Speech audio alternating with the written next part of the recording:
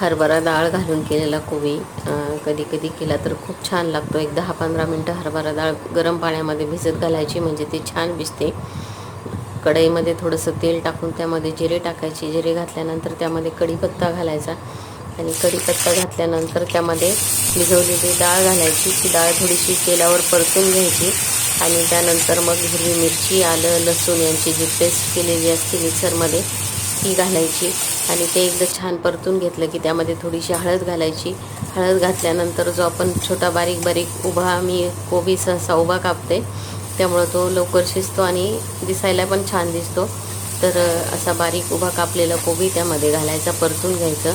त्याला थोडीशी एक 5-10 मिनटं वाफ येऊ द्यायची. चवीनुसार मीठ घालायचं आणि चांगली वाफ आल्यानंतर शेवटी त्यामध्ये थोडीशी हिरवी कोथिंबीर घालायची आणि काढून घ्यायचा. म्हणजे छान कोबीची भाजी तयार होते आणि चविष्ट